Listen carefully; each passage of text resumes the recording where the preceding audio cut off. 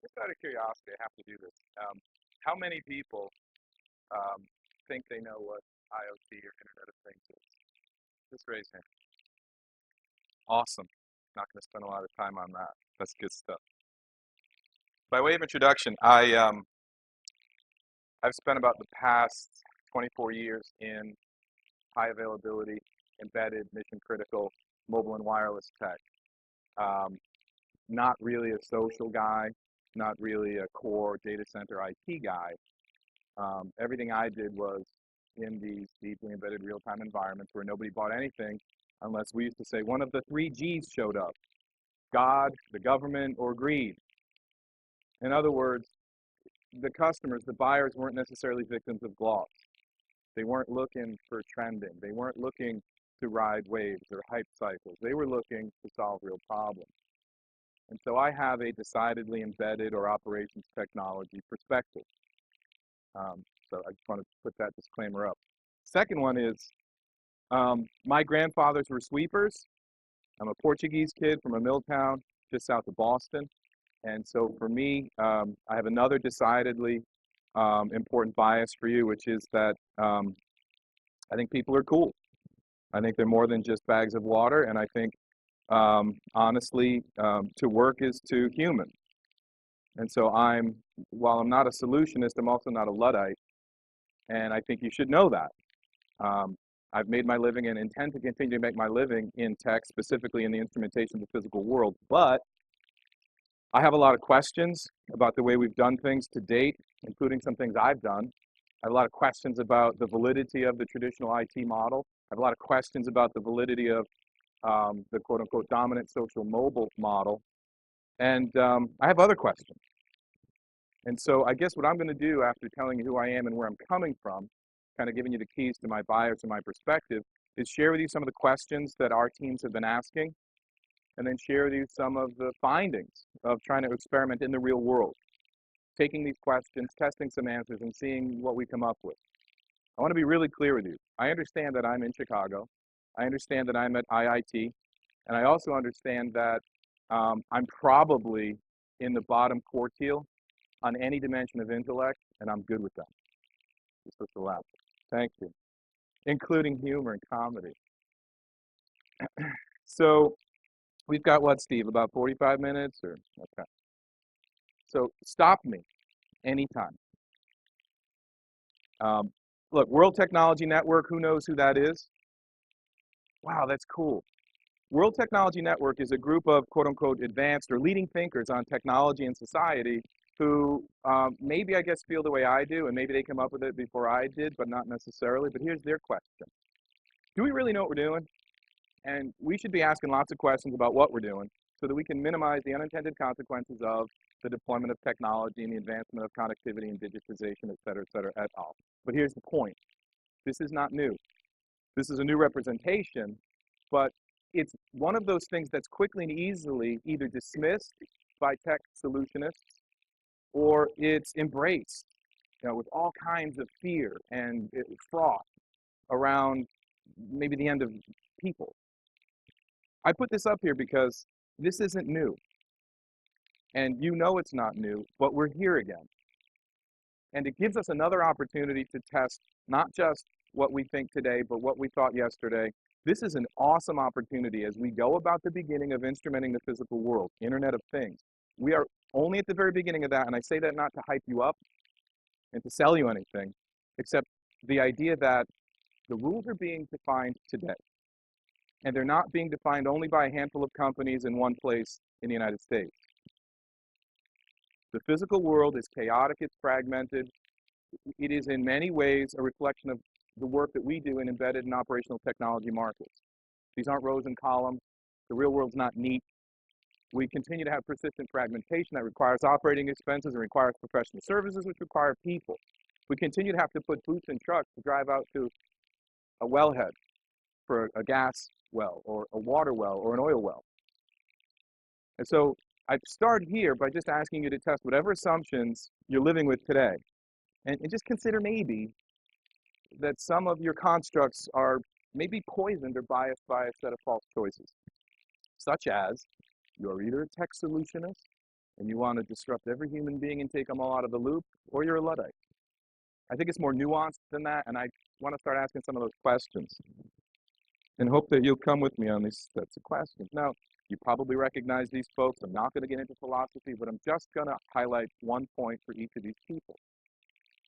When you think about this idea that winner take all is the model, and it is in many ways the model of a freemium-based social mobile business.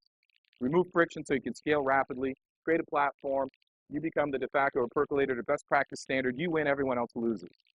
I think that's a misreading of Darwin. Because in many cases, if you go deeper into Darwin, what you realize is that there are many equilibria among and between species that enables them to thrive. First point. Second point is Ayn Rand. She has, I think, been misappropriated by a whole bunch of folks by suggesting that she's taken Kant and she's taken Kafka and others and created the reality of a superhuman or the superman or the superwoman or the super industrialist. She hated pig robber barons as much as she hated the government. She, in fact, paid out of her own pocket to try and make sure that Ronald Reagan would never be elected president of the United States. She is not the last bastion of conservative logic. And finally, to the right, Professor Friedman. He said a hell of a lot more than just the primary goal of a for-profit institution is to create profits, or the key social impact or social contribution of a for-profit enterprise is to grow profits. He also said that capitalism, while a precedent or a requirement for freedom, is also insufficient. We need other things.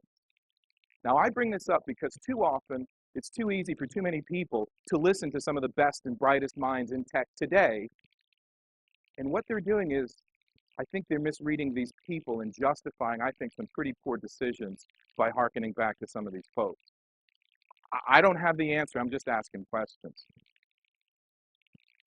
And then I start wondering, maybe we have done some pretty solid reading, but maybe we've not read some other things. On the left, folks, go ahead. What is this? Just yell it out. Hype cycle, right? Gartner hype cycle, look familiar? It also looks exactly like the Hegelian dialectic.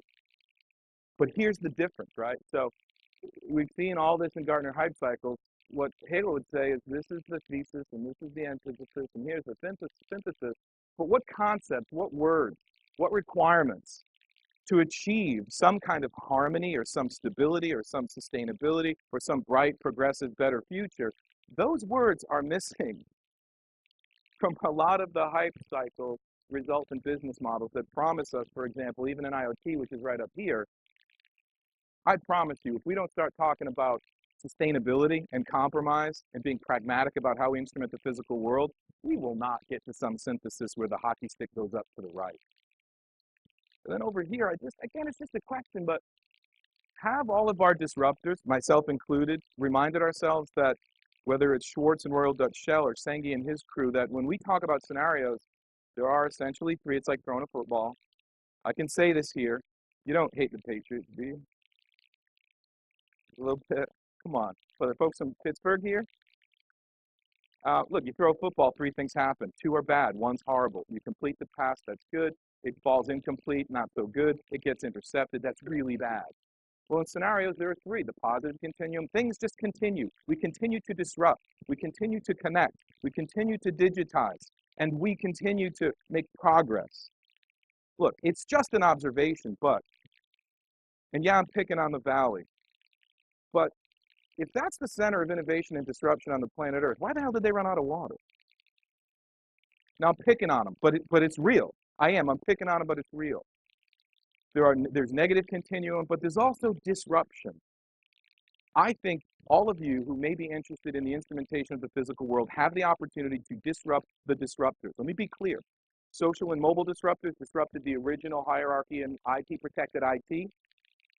And we, as we instrument the physical world, have the opportunity to disrupt those folks who've built businesses based on premium, social, and mobile. On just connect, we'll figure it out later. Again, I don't have the answer, but I have a lot of questions. Because as I go out and I advise our portfolio companies and I advise our clients and I build and deploy through our lab, I'm constantly being confronted with a bunch of questions from a bunch of really smart, average, ordinary, everyday, amazing people. Why are we doing this? Why would I want that data? What could I do with that data? What could go wrong with that? Those are questions we constantly have to ask ourselves. because we're constantly being asked by our clients and by our customers. Look, it arrives me at this idea that maybe we go back to a very basic and very simple set of principles when we start to instrument the physical world. Like, how about this? Like, how about this dude? Like, how about Aristotle and his son, Nicomachus, the namesake for the Nicomachean Ethic, which really basically just says, how do you live the greatest life, a great life or a good life? You start with the average person of average intelligence, average education, average experience, average sort of life construct, and just ask them, what is true? What do we know is true? What can we prove is true? And this, my friends, is where we get into trouble in the physical world. Because if, for a fact, we had ground truth about groundwater in California, I'm sure all those geniuses wouldn't run out of water. But the fact is, even the United States Geological Survey admitted that their models for estimating the volume of groundwater available in the Southwest were flawed because they had one big problem. Anyone know what it is? They double counted the fact that the Colorado River Basin fed some of the aquifer that were in the Southwest of the United States. And while they counted aquifer volume, 1, plus volume of potentiality in the Colorado River watershed, plus 1 equals 2. The fact is, the overlap in that supply chain in that Venn diagram, it's not 1 plus 1 equals 2. 1 plus 1 equals like 1.7. So here's my point. We think we know a whole bunch of stuff. We think, in some cases, that we've got facts and we've got truth, and we go and make decisions about what we're going to do with our natural resources, what we're going to do with our built environments, what we're going to do with our kids, what we're going to do with our retirements. I don't know about all that, but here's what I do know. Excuse my French, but I am from Boston. There's a shit ton we don't know about the physical world. And that's where we start this conversation about the Internet of Things. Because when you think about instrumenting the physical world, I think the first thing I'd like to share with you is this. Whether it's Cisco or GE or Salesforce, I don't care who the big brand is. Let's go to some small brands as well. Hey, let's just talk about FCA, Fiat Chrysler Automotive. Their part of the physical world wasn't necessarily instrumented very well, now was it? Yeah, I'm picking on them, but come on, you can hack through a mirror and get to mission-critical controllers on the same network. Here's the point. We have literally barely just begun to instrument the physical world. We have some major challenges, some major opportunities. If we can get the facts straight, if we can establish an honest truth, maybe we'll get to the place where we can start to trust each other and make more decisions so we can collaborate more and not end up in a place where we've hyper-concentrated every form of capital on the planet.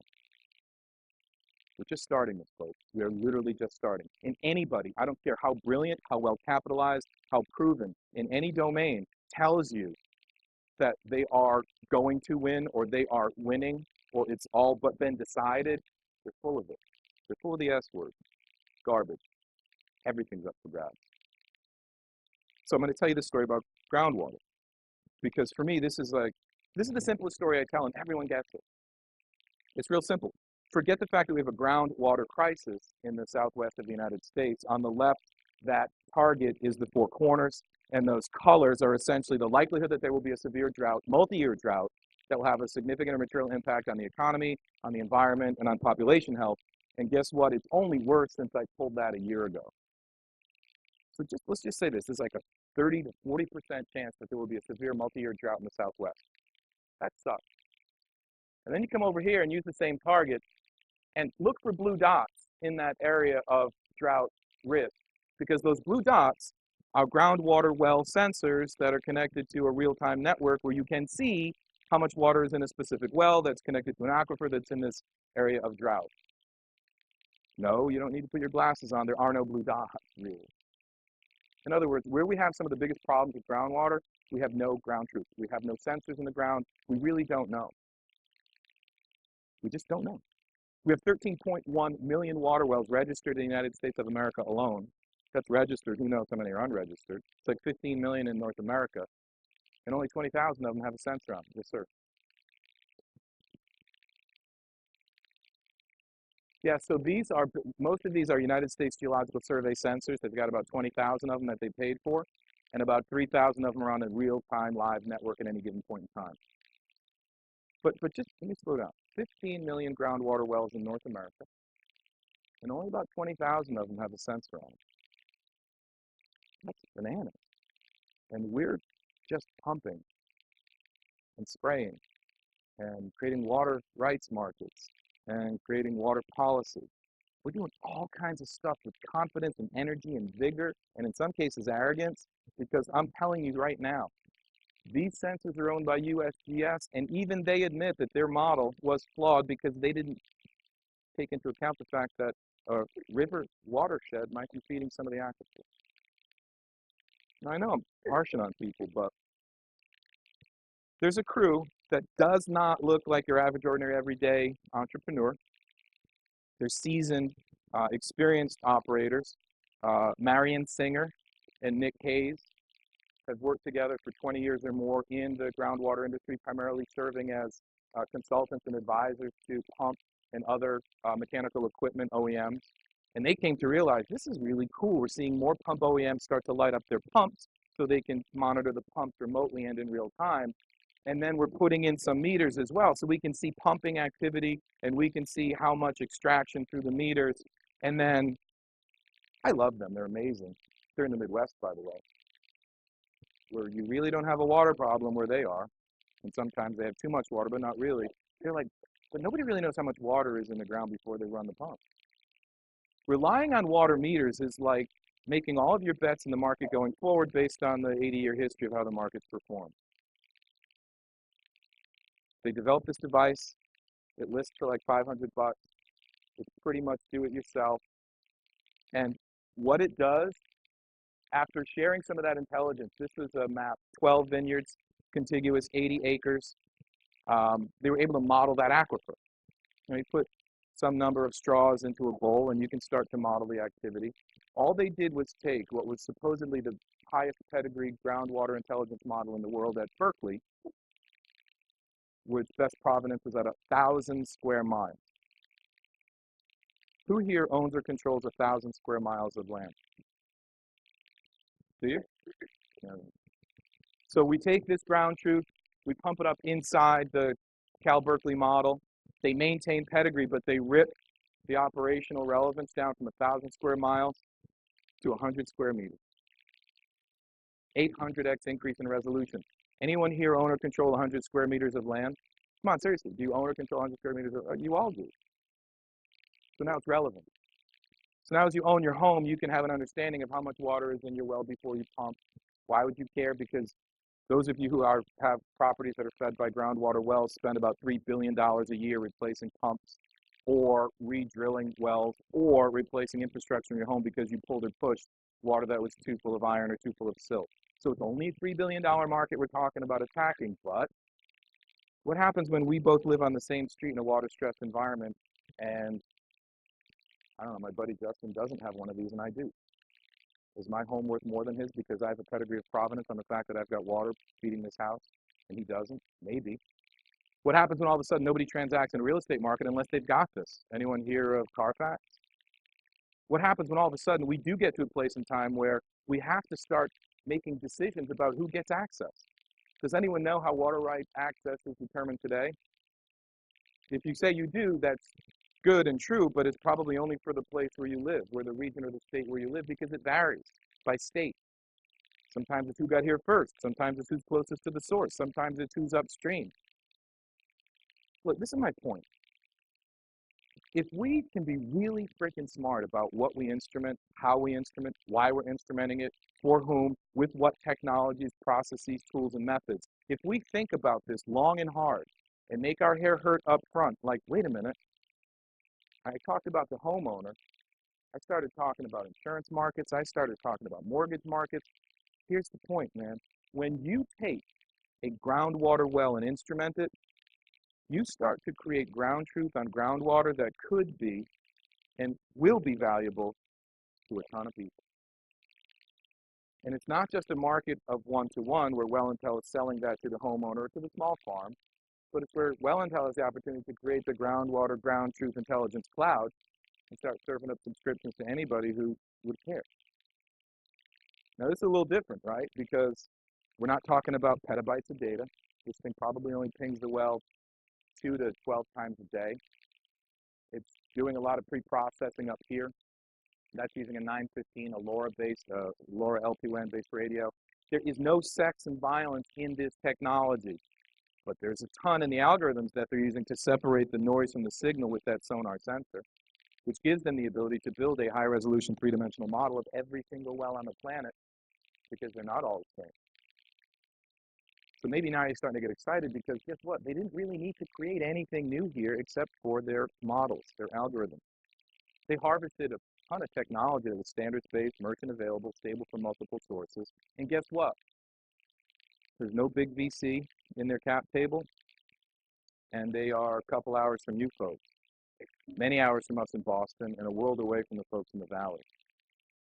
I believe it's solutions like this built by people like Marion and Nick that honestly are going to help us start to answer questions that I posed earlier. So deep breath before I get into this a little bit more. Any questions? Any comments? You first, sir, because he went. The name of the company is Wellintel, Wellntell. Wellintel. They're out of Milwaukee. Yes, sir. Okay. All right, so deep breath. Yep. Excuse me? No, I've not. Okay, I will. Thank you. Do you want to tell everyone more why I need to read it?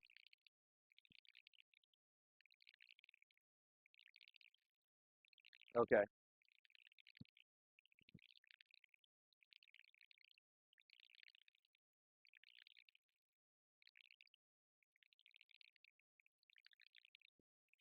Thank you. Um, the water knife. And I get 1 point for asking him to explain because he might have been telling me I was ignorant of something. So thank you. I'm sure I'm ignorant of a ton of things, but so now what I want to do is talk a little bit about our perspective on IoT, and then I'm going to give you some prescriptions that you might consider as valuable or complementary to what you're already doing. I just want to check time. Okay. So the first one is this. Look, the number really doesn't matter. I was in the industry and industry analyst and the so as a contractor to the intelligence communities and soft communities. So I get data, I get decimal points and places and pedigree and reliability and resolution and such. But look, it's going to be a ton of devices. It's already 10 or 12 billion today. The total population of installed IoT devices is greater than smartphones, cell phones, PCs, tablets, and notebooks already. And whether it's growing 30% a year or 100% a year almost doesn't matter because all the problems that accrue, all the challenges that accrue, or opportunities that accrue in a 35% per year growth market, they're pretty much the same at 100%.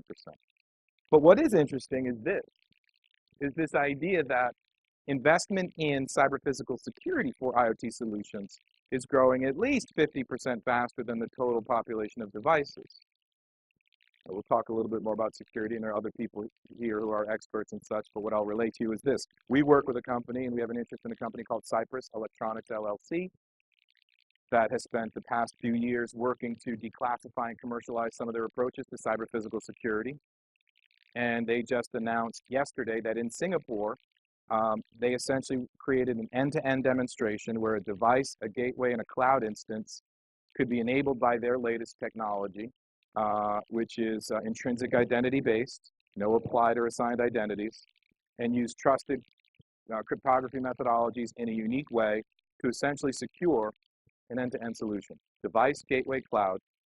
And here's the key. No private keys. No generation, no transformation, no retirement, no private keys. Now, whether it's the Amazon issue with their private key store, or whether it's the FCA issue, or whether it's the fact that we've got a client who's one of the largest industrials in the world wanting to give their customers and themselves remote real-time access to the location, state status, health, and wellness of some of their equipment, they're getting recommendations from some people who are supposedly experts, and the recommendation is go with this microprocessor. You can put the password in binary. One password that will never change, ever, on a mission-critical asset that's going to be part of the grid. As you think about the Internet of Things, I don't think privacy is dead, and I don't think security is a red herring. I can tell you that 2 years ago at the Security Ledger Forum, or a year and a half ago in Cambridge, people, Dan Gear and the folks at InQtel and the people who are just, running this thing have said, look, You can go and create a device and go and create an IoT company and, go ahead, go have a good time and reduce all friction and, pretend that privacy is dead and pretend that security doesn't matter, but you're going to lose. Now, fast forward a year later or 3 months ago, and almost every startup in the Boston cluster or the Boston hub talked about how they elevated security because their customers made them. So 2 years ago, security was a dirty word to VCs, and it was a dirty word to IoT startups because it meant expense, and it meant friction, and it meant schedule, it meant overhead, it meant all kinds of things that a lot of those VCs weren't familiar with, and a lot of those IoT startups weren't either. And today, it's like central, it's a pillar. That's our point one. Point two is, there's this concept of persistence that folks aren't really paying attention to, I don't think, but it matters in the Internet of Things because a lot of the stuff that we're going to instrument isn't necessarily inside four walls or even fences. And it's going to be really expensive if we take this throwaway box mentality or this 2 or 3 year upgrade cycle mentality to some of the instrumentations that we're proposing. In other words, in many cases, the most expensive thing you're going to do with some of these instrumentations out in the big, fat, physical world, roads, bridges, tunnels, or water wells as we described, or lots of ag, is putting boots in a truck or keels in a car and asking people to go change batteries or go push a button. When we conceive of our IoT solutions, I think we should start thinking about this concept of persistence because in many cases, the physical sockets, the physical assets, are going to be expected to produce and perform productively and profitably for 5, 10, 20 years. Deutsche Rail destroys, in the first 90 days of a testing period, their embedded compute control and communication system. They do everything that they can think of that might happen on the planet Earth, short of running nuclear material through them. I mean, they do everything to these boxes, and then when they're done, they approve the box. They're so confident, they don't even sign up for extended warranties. And those systems are living for 20 years. If we all want to have this joyful ride to sell subscriptions to one customer, I would ask you to think about all the other customers you can sell subscriptions to, but remind yourself, if you don't have persistence and security built into the devices that are driving the data that you're planning on selling over the next 2 or 3 or 5 or 10 years, you're going to have a problem. So what I'm trying to ask you to do is think more broadly than just about machines, and think more broadly than beyond a 2 or 3 year cycle that you may be familiar with from IT, or even a 9-month cycle that you might be familiar with in mobility. Instrumenting the physical world requires a long view, and it can be painful because it's hard. And the last thing I think I want to leave you with in terms of ways we're looking at this model is this one, and this is the one that really makes people's hair hurt. What the hell are you talking about here? It's not buyer seller. Don't make my life complicated. Don't make my business model complicated. Well, guess what? We do a lot of work for the Association of Equipment Management Professionals, AEMP. That's the association of the 400 or 500 largest mixed or heavy fleet operators. Think tractors, cranes, bulldozers, drills. Yeah, I'll just ask you to think about this one. If there's a crane and it's owned by one entity and it's built by another entity and it's on a job site, and let's say I am I'm a metal contractor, and I'm installing aluminum studs in a new hotel in downtown Chicago, and I'm now at the 20th floor of installing these metal studs, and I've got 30 guys in my crew, and they're ready to go. And these guys are costing me about 65 bucks an hour, and I got 30 of them, and the crane breaks down. So we can't get the aluminum studs up onto the 20th floor. Now, this issue may be all but sorted out by everyone, but I want you to think about this for a minute. I just run a little contracting firm. I got 30 dudes on site. It's going to cost me tens of thousands of dollars because one of the people who is either responsible for owning or leasing or maintaining that crane or operating that crane didn't pay attention to the air filter alarm. It overheated, and now we can't get it to run. Who's going to reimburse me, the mechanical or the ironworker contractor? Those 30 guys who I have to pay because they showed up. I give you that as one really simple example of the fact that when you instrument the physical world, you should understand that a lot of those physical assets or physical inventories or physical areas of operation, like a job site, are in fact shared among and between many different entities, some of whom are present and some of whom are not. Insurance and bonding and underwriting. Don't ever forget as you go about instrumenting the physical world that the financial interests, the insurance and bonding interests, the lending interests, the financial interests, are going to have as much to say about this as any of us technologists, and as much as the physical world subject matter experts. In other words, when you think about your business model, the greatest advice I can give you is to think about what it is that you're instrumenting. And when you're answering the question why, don't stop asking why, because I guarantee you, the more you ask questions about why you would instrument that asset, you will find more answers and more people who might be willing to pay you or your partners for access to some of that data. It's a multi-stakeholder model. The way I say this with folks, because sometimes I'm not as clear, is it's not like Netflix, where you buy or rent the movie.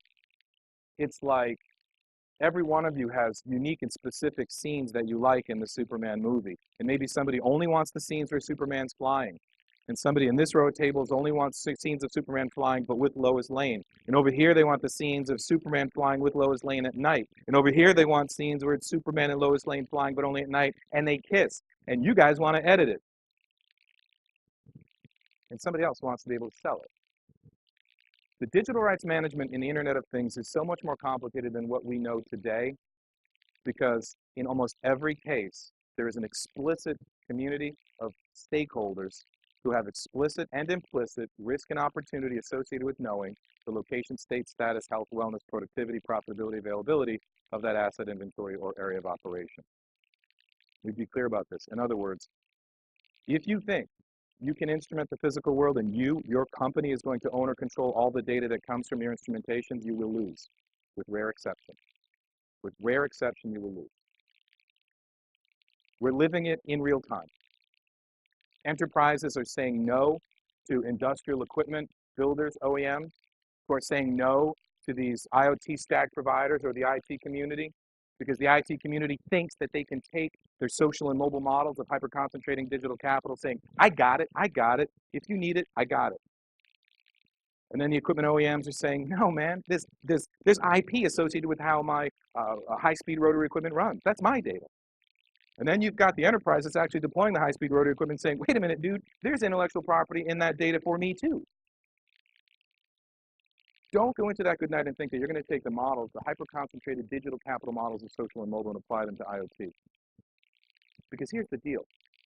The horse is out of the barn, the cat's out of the bag. If the most important thing is the data, do we really think our customers are going to let us own and control all the data? It just smacks of lunacy. So anyway, I've just gone off a little bit. Let me apologize. So we're testing some of these big ideas, right? And one of them is this idea, that back about when I got out of school and started working, the model was you sell, this is IT, you sell a big deal to Walmart, wave the flag, see if you can find a way to sell to another big retailer like Sears and not violate your non-compete with Walmart. If you can figure it out, you're awesome. If not, then go down to tier 2, shrink wrap that solution a little bit, and maybe you can afford to go direct to some tier 2, or then maybe you sign up an authorized systems integration network and they take the solution to market, and then you start to go to tier 3 through value-added resellers, and ultimately over time, as you grow your channels, you start to get to the tier 3, 4, 5 businesses. You controlled the IP, you built through the channel. And that worked a while until a whole bunch of really cool, really smart, really innovative people said, well, I'm just going to go straight to the people.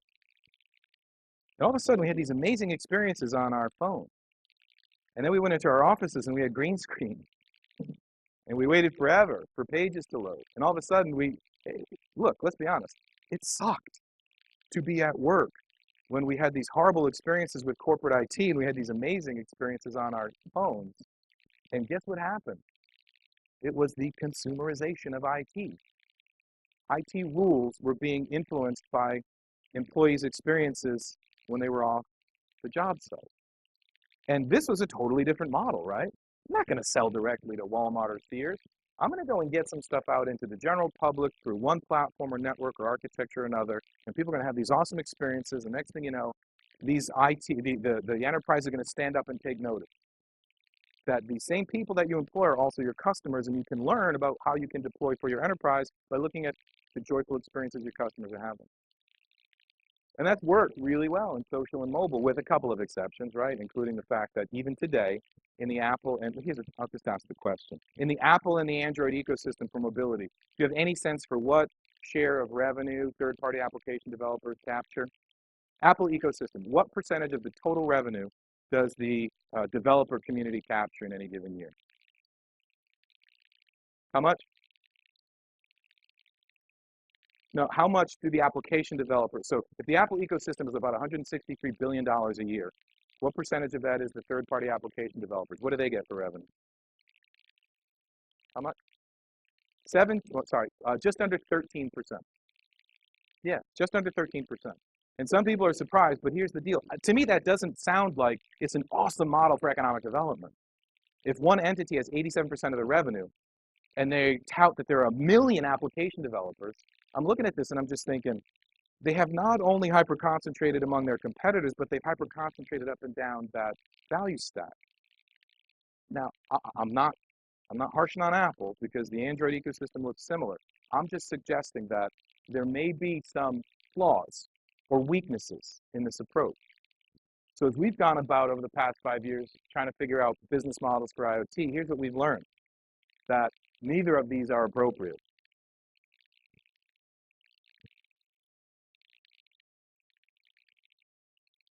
Nope. No, it's in addition to that. That's the total roll-up of all the royalties on the server side, on the client side. That's the total of what happens on that side.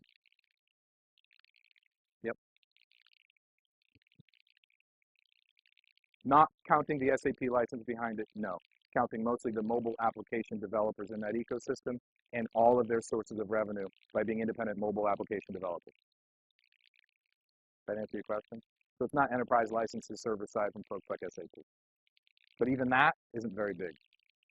It's really not. And the data's public, but I mean, it's not necessarily authorized by Apple. But if you take a look at it, you will see that it's like a 70% chunk of the pie. So here's what we're saying. I'm not saying we have the answer here, but here's what I am saying.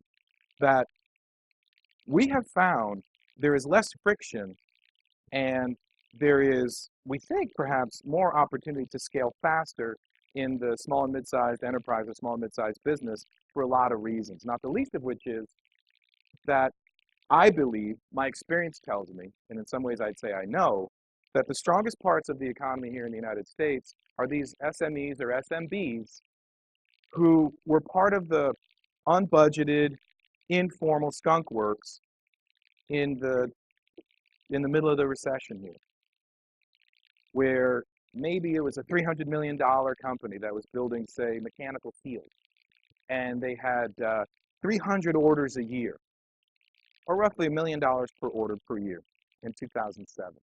In 2008, that business was down to $240 million, but it had 500 orders it had to process. Now, that's a problem because you have to tear down and stand up new configurations at almost twice the rate you did last year when the business has gone down 20%. And oh, by the way, you have 25% fewer people to do that work. And I don't think this is like, again, I don't think I'm telling you something you probably don't know, but I'm just kind of elevating maybe something you do, is that there were lots of really innovative people that came out of operations. Not necessarily the CMO's office and not necessarily the IT department. These are people who were process control engineers. These are people who were mechanical engineers. These are people who were shop floor control managers or professionals. These were the physical world subject matter experts who knew how to manage the machinery, manage the process. And in many cases, they got their businesses not just to survive the recession, but now they're one of the reasons why they're thriving. And so we just ask ourselves, maybe there's a way to say, you talk about SMBs, you take the multi-stakeholder approach, and if you start thinking about this idea about shared value, instead of IP control, or instead of platform control, or instead of winner-take-all, maybe there is a middle ground between the current version of hyper-concentrated capitalism and traditional socialism.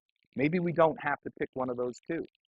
Maybe we can, in fact, honestly and earnestly think about our customers and our partners and say, look, if you don't make money, I don't make money. See, we're listening to farmers, and small farmers say one simple thing to us all the time. If I take care of the land takes care of me. If I don't make enough money, then I can't do right by my stewardship goals with respect to taking care of this land. I just wonder if that might not be a good principle to apply to some of the IoT work we do. In other words, Yes, I may lease the crane to you, and you're providing the taxi service. Tommy provides the taxi service, and Bobby provides the operator. But we all got to make money. Because if Bobby, the operator, the licensed operator, is working for a company that doesn't make money, then Bobby's not going to go through training. And Bobby's going to go on a job site and screw up. And the guy running the taxi service is going to pay for it, and I'm going to pay for it. Again, this isn't socialism. I'm not talking about that. What I'm talking about is just taking a deep breath and asking yourselves if there isn't another model when we go about IoT. I'm running a little bit short on time, so this is the last one I'm going to spend a little bit of time on, and maybe we should talk about it. But about 3 years ago, well, look, November 29, 2012. End of November 2012, Jeff Immelt stands up and says, the industrial internet is the future of GE and it's my legacy, pretty much. I'm not going to quote him. He didn't say that exactly, but that's what he said. And literally a week later, on December 6th, John Chambers from Cisco said almost the same damn thing, except the words he used were not industrial internet, it was Internet of Everything.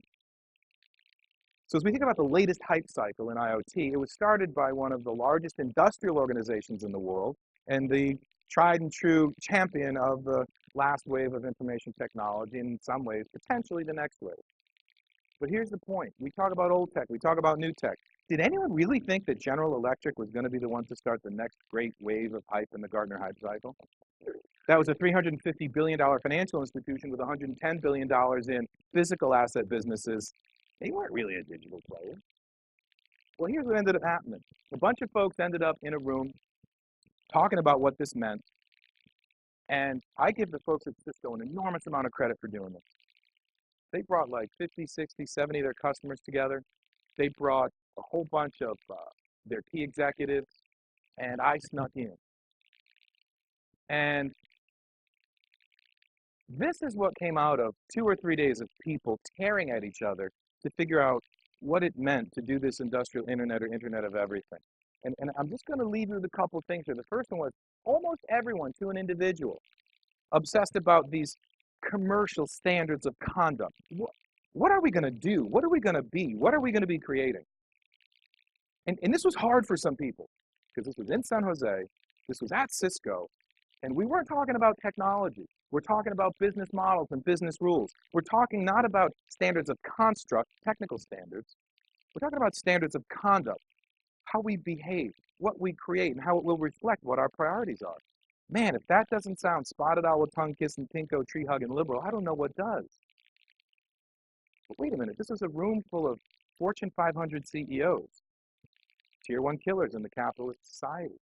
This was Cisco's top 2 or 3 dozen executives. They weren't talking about EBITDA or EPS. They weren't talking about standards, this API, that API. They weren't talking about higher level protocols or low. They weren't talking about any of that. They were talking about, hey, it's got to be profitable. We all have to make money here. The second one was, we've got to have some impact beyond ourselves and beyond the balance sheets and income statements, beyond the fact that we can build or buy more boats or planes. This isn't me saying this. This was these people 3 years ago. And the last one was, privacy is not dead. No matter what folks at XPRIZE or Singularity will tell you, no matter what anybody who wants you to connect your stuff for free tells you, privacy is not dead. It's certainly not dead in the Internet of Things because we haven't started to light anything up yet.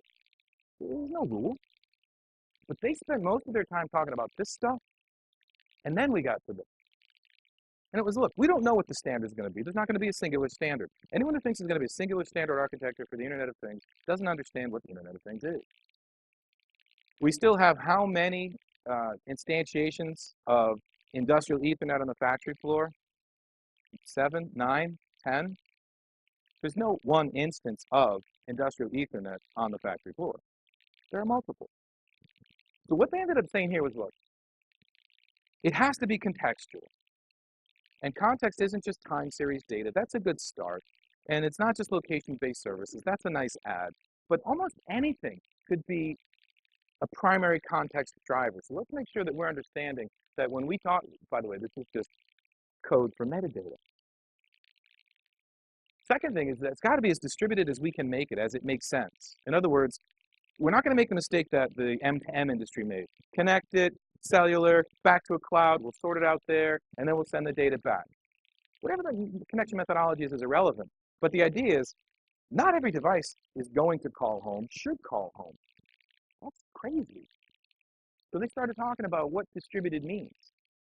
That every device, or at least a minimum, a third of them, could identify, request, open, execute, close off, report on, and archive a transaction, peer-to-peer. And then the last thing I said was, it's got to be more secure than what we're doing today. It has to be.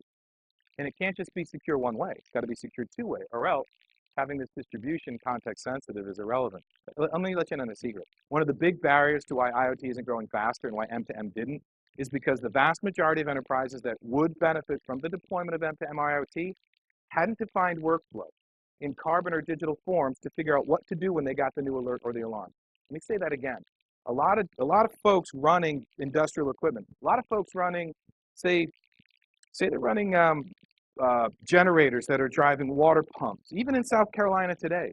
Well, geez, man. I mean, if I know that that pump is has got a hydraulic fluid problem, or if I know that that generator has an air filter problem, and that's the reason why it's not running, and I didn't go change that filter, and there's blood in the street or there are bodies on shelves, then am I liable?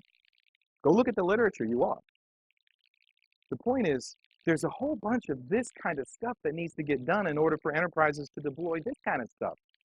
In other words, if you know that you've got an operator in a crane who's making too many picks, picking too fast or picking too heavy, what do? Like, what is your legal obligation to do something about it? And oh, by the way, you may not have a process defined, but even if you have a process defined, you may not have the instrumentation or the control to close that loop digitally, automatically. And oh, by the way, if you do, sometimes stopping a pick mid-flight is more dangerous than letting it continue.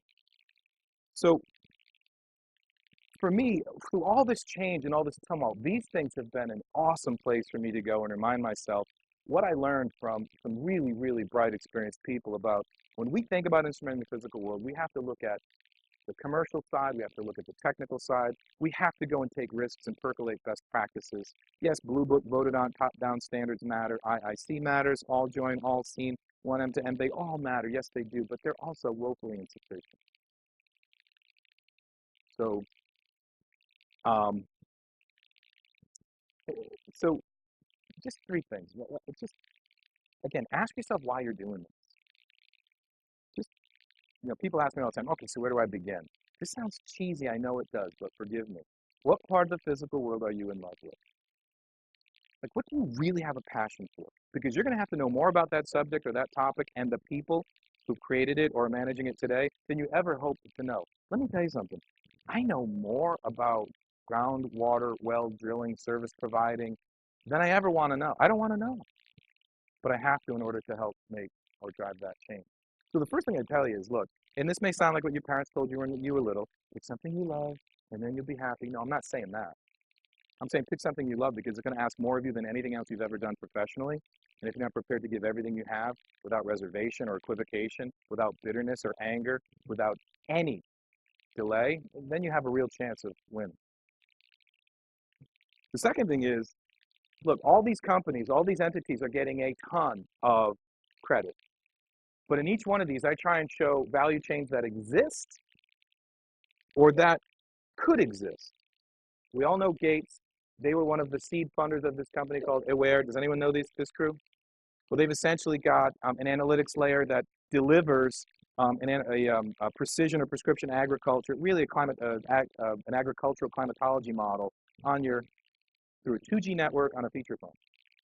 So you need an app or you need a user interface, but what these guys are doing is targeting the 670 million farmers in the world, 95% of whom live at or near subsistence. So Gates provided seed for them, and we know these folks here at Jumpstart Academy in Africa. This is two young women in Nigeria and in Cameroon managing the intellectual and social and professional lives of 300 souls. There's a potential here for the Aware tool to be used by these folks to start running their own agronomy project. And oh, by the way, this one here, has anyone ever seen this? Anyone know what that is? Socket with 2 C's, K-E-T. Jessica Sanders studied psychology, and then she got a business degree, and she helped design this socket, which has in it a kinetic energy harvesting device, so that when little kids go and play soccer, as they're playing with that soccer ball, they're recharging the battery, and then they take the ball home and they plug in this little light, and they've got 90 minutes to read, to cook, to clean, of safety, what have you. This is my point. Imagine what happens, because it is happening, when we put these two people together. I met Jessica in Boston at the Rework event. I met Omatola, Akintola, and Medel Kanga in Boulder, and then brought them back to Boulder a couple times. They may be a distributor for Jessica, and they may also be a lead integrator for Aware. Now notice, I'm not talking about Bill and Melinda anymore. On this side here, everybody knows GE made an investment in First Build. Everybody knows First Build's a partner of Local Motors. You've seen this, right? The Strata, the 3D printed car that was all the rage. Well, did you know that we know the folks at Local Motors? There's a guy named Mark Smith who lives a couple blocks from me. Is one of the seed, one of the angels, one of the mentors to Jay Rogers. I've never met Jay. But in their first contest to crowdsource design, and this is what's interesting. Yes, I'm a dude in the United States. The winner of the first design contest for the exterior of one of those locomotive cars was a teenager from Vietnam. And the winner of the interior design was a middle-aged individual out of Romania. How many of you think about Vietnam and Romania when you think about the next generation of tier one killers in industrial design? I didn't. And then over here, oh, did I really put MIT up here? Sorry. There's a second-tier school out on the East Coast that does some engineering. And they've got their Sensible City Lab, which is an incredible place to be. And then there's this Mueller company, which creates as much pipe as any company in the United States. And then here is, you can't see it very well, it's called Underworlds, a project out of Sensible City Lab. I met this woman again, and she's Persian by way of Toronto. And she basically kicked, clawed, scratched, begged, pleaded, borrowed. She fought her way into Sensible City Lab, and all she did was convince them that she might have one of the best projects going, which is, let's put a bunch of chem sensors in the wastewater or the sewage systems of certain cities and see if we can't do just a little bit better with our epidemiology. Like the whole Google flu thing has been debunked as not really being that much more accurate, if accurate at all.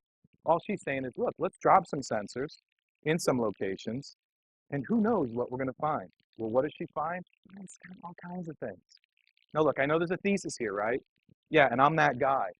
Lots of women, some of them of color, not speaking English, in places that some of us have never gone or never will. The Internet of Things is about the instrumentation of the physical world. The physical world is everywhere. The challenges, the issues, the opportunities are everywhere, and leadership will come from anywhere. And if any of us have a bias on any dimension that goes beyond what someone's intelligence, intention, or industry is, we're going to miss out. The last one. If you take nothing out of this, just take this one. Instead of taking your brilliance and what's rare and unique about you and your company and saying, okay, these are the rules, here's the framework, we're going to go and dominate, I would just ask you to break more stuff. And the first thing I'd ask you to break are these false choices. These ideas that, for example, when folks disrupt, there's all kinds of instability. What if somebody said, I'm going to disrupt for stability? I'm not going to go through this whole list. But I think we're at a point in time where we have so much talent, so much technology, so much knowledge.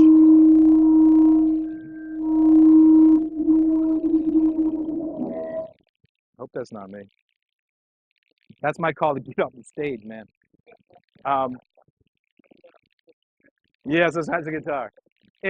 Look, I don't, and this is what I tell all the younger folks that we work with all the time, but I know this is a room that, might have more years on it than I do. Listen, don't settle for the choice between red or blue.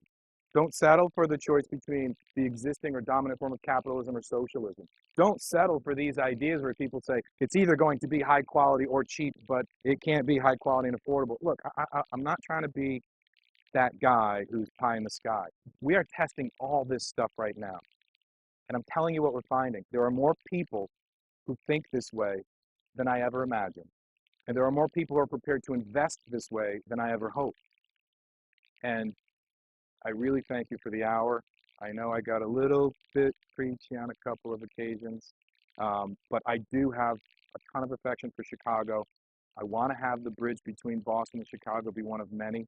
There's no reason why we need to fly to either coast. There's no reason why we need to put ourselves on planes. I think you have as much right and opportunity to serve as a leading hub in the instrumentation physical world as anyone else does. And I'm just excited to be here and hoping that I left you with something valuable.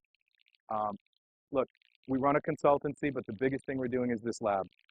Analog Devices, Dell, and PTC are the first sponsors of this lab. We bring all kinds of little IoT companies in. We put them on our architecture, and then our team, goes out in the world and we deploy them. We run free pilots with small and mid-sized enterprises, and we document everything we do, and it becomes a new, I guess, pedagogy around how do you accelerate and improve learning and investing in value creation from IoT.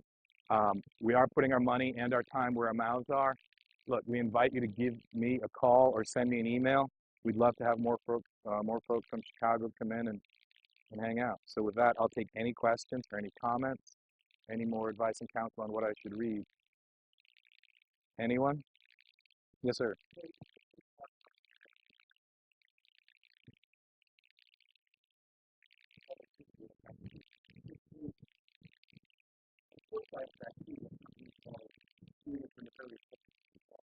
Yep.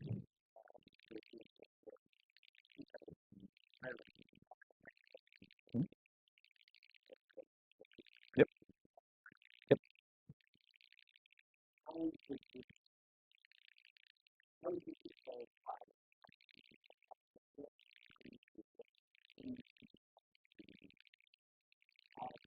Yeah.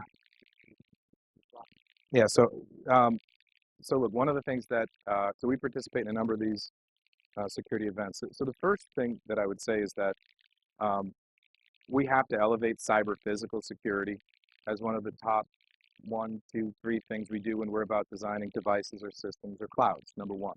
So it's got to be front and center. The second thing we'd say to that is you've got to have a bunch of policies in place, and some of them aren't in place today that talk about these digital rights management.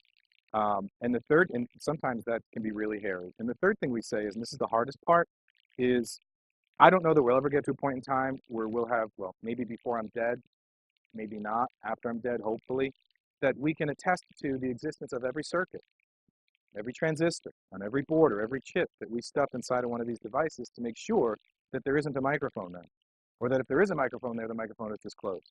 So on one side, it's about policy, and on the other side, it's about the technology. And what we're arguing for is we need to pursue both as soon as we can. But to your point, I had a conversation with someone from FBI 2 weeks ago and implored this individual to make sure that there is more teeth, at least in, for example, the FBI or DHS prosecution of these kinds of malicious events. Look, unless and until we're prepared to make malicious event propagators pay, like in a real way, I think we're always gonna have this fight. But what really is the risk if you're a hacker to doing something stupid like that? What really is the risk to an enterprise, I think, could be greater. But I would say it's a combination of policy and technology under the auspices of a new set of data governance rules that begin with the asset owner operator owns the data. And the asset owner operator now is going to have a whole bunch of new rights to understand what data is coming off that. Now, the average consumer won't understand it, but it'll then fall to industry. It's a hard question. That 90 seconds didn't do the answer justice, but I hope it's a start. Yes, sir.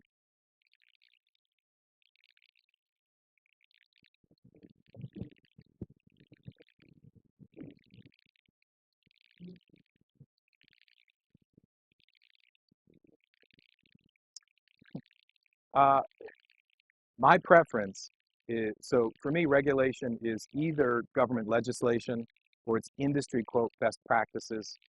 I would like to see this take place outside the public domain.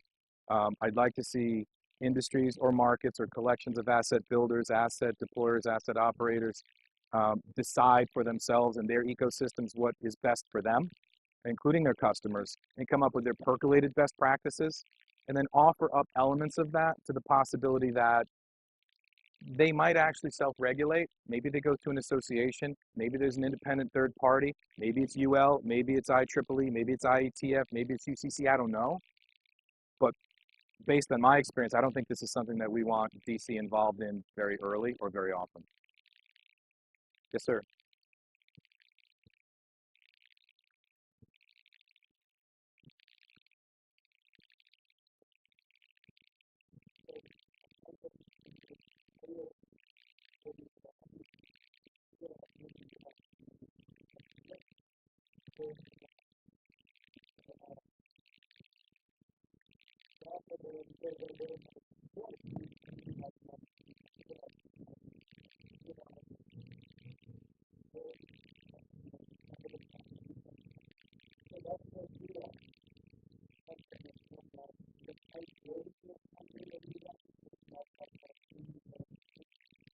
So look, the pie has grown to accommodate everyone. It's just the folks who control the pie today haven't really had an interest in sharing very much, or they haven't paid attention to these new models. What they paid attention to is category killer, winner take all. We will destroy jobs, we will change existing jobs, and we'll create new ones. All three conditions will happen. I'll give you one example.